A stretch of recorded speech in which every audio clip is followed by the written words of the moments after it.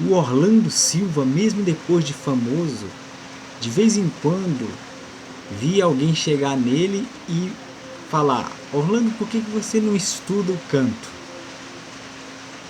Ele ficava meio assim: poxa, já sou famoso, o pessoal tá mandando estudar. Será que estão achando que eu não estou cantando direito? Bem-vindos a mais esse pequeno vídeo com o barulho dessa chuva maravilhosa, né? Eu gosto muito de chuva. Nesse vídeo eu quero falar um pouco sobre a técnica.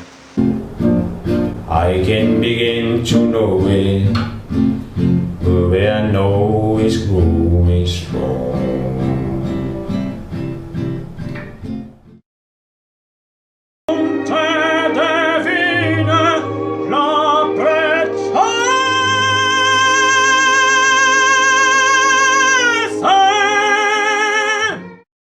A maioria dos nossos cantores aqui brasileiros estudaram pouco ou nem estudaram a técnica mesmo, a fundo. E eu quero aproveitar e falar um pouco também de um cantor que, se tivesse vivo, ele faria 100 anos, só que ele é italiano, mas é uma coisa importante. Vou falar um pouco desse cantor, Franco Corelli, um dos maiores cantores operísticos do mundo, de todos os tempos. Esse cantor ele estudava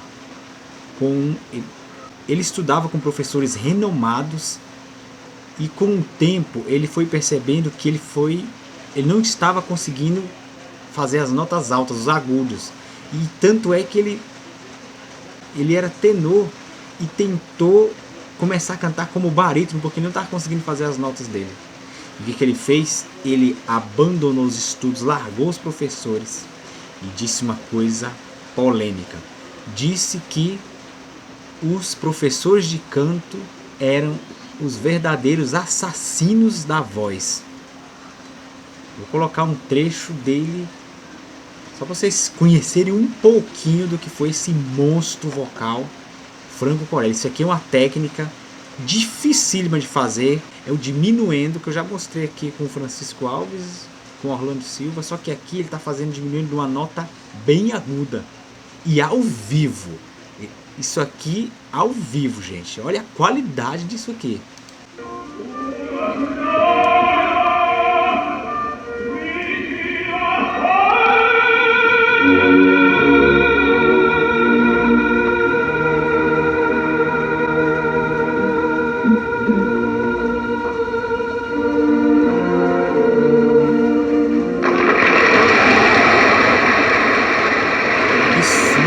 Um absurdo de talento. Então assim, aí ele, na verdade, ele aprendeu a cantar ouvindo os discos antigos, e quando ele largou os professores, ele voltou a tentar aprender ouvindo os discos dos outros grandes cantores mais antigos que ele, né? Enrico Caruso, Beniamino Gigli, Aureliano Pertile, tenores ferozes, né? Dramáticos, com vozes estrondosas. Ele tinha uma voz, ele era o tipo de cantor que cantava no teatro. Ele fez carreira nos anos 50, 60, mas muitas vezes no teatro eles cantavam sem microfones, ou aquele microfone lá embaixo, sabe aquele microfone que fica embaixo, para o cantor e para a orquestra. E era fabuloso. A amplitude de voz dele, para algumas pessoas, ele foi o maior tenor de todos os tempos, maior até do que o Caruso, para muitas pessoas, porque ele tinha muita voz, ele tinha muita técnica. Mostrar o trecho dele cantando uma música normal, ao vivo, já meio que no final da carreira dele, isso daqui.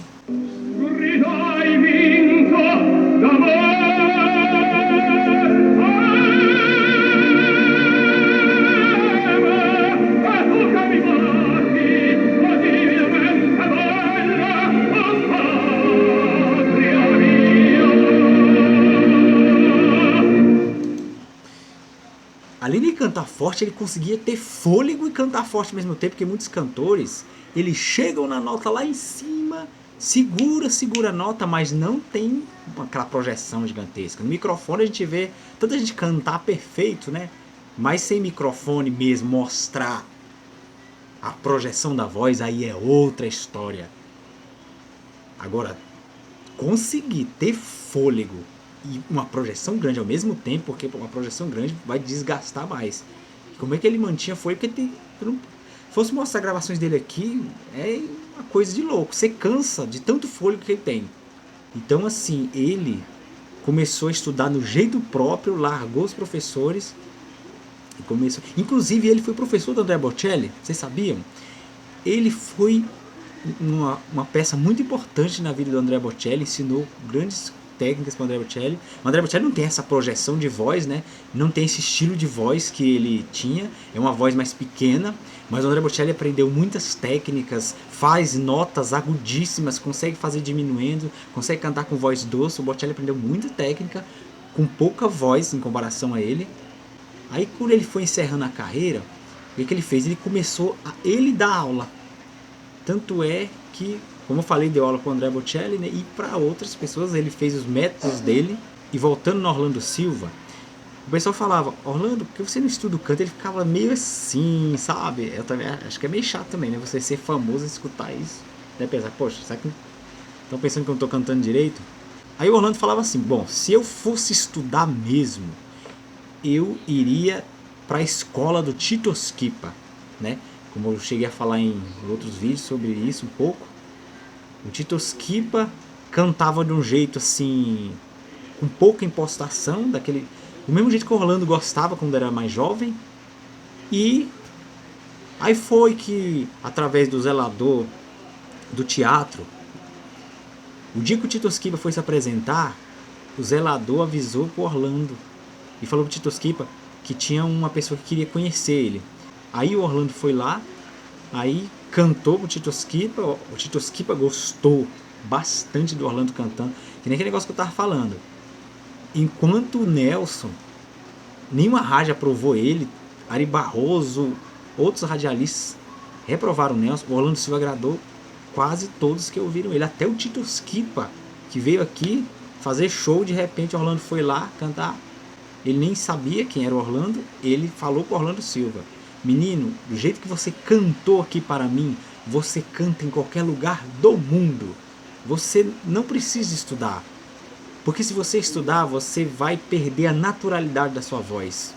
Ele falou isso meio no italiano, meio espanholado pro Orlando Silva, mas aí o Orlando Silva falou assim: bom, mas o senhor estudou, né? Aí ele disse: não, é porque meus pais queriam que eu cantasse a ópera e tal, fizesse carreira com ópera, mas eu não estudei muito. Olha só, nem o Tito Schipa chegou a estudar muito. Ele disse que a voz dele também era natural. Então é surpreendente, né? Um cantor do nível desses cantores italianos falar que não estudou muito. Então, assim, como eu falei, muitos cantores brasileiros não estudaram, ou estudaram pouco, né? Estudaram solfejo, como o Galhardo, né? Estudou muito solfejo.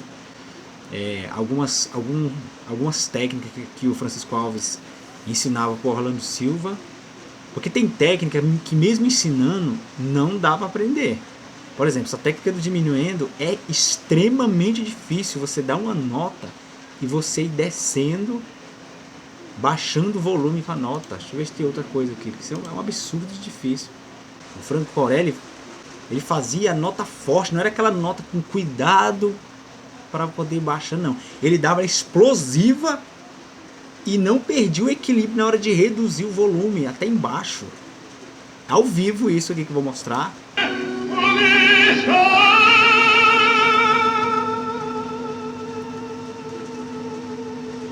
E não para. Passa pra outra nota, baixinho, aumenta um pouquinho. É muito fôlego, é potência, é um controle perfeito da voz forte para a voz pequena. Era um monstro vocal isso daqui. E assim, apesar de não ser cantor brasileiro, eu fiz questão de fazer esse vídeo falando dele, aproveitando falando do Orlando, né? Dessa conversa com o Tito Schipa, que eu não tinha falado tudo. E do centenário, né? Se o Franco Corelli tivesse vivo. E do fato dele ter dito aquilo dos professores, do fato dele ter largado os professores para recuperar as notas de voz que ele estava perdendo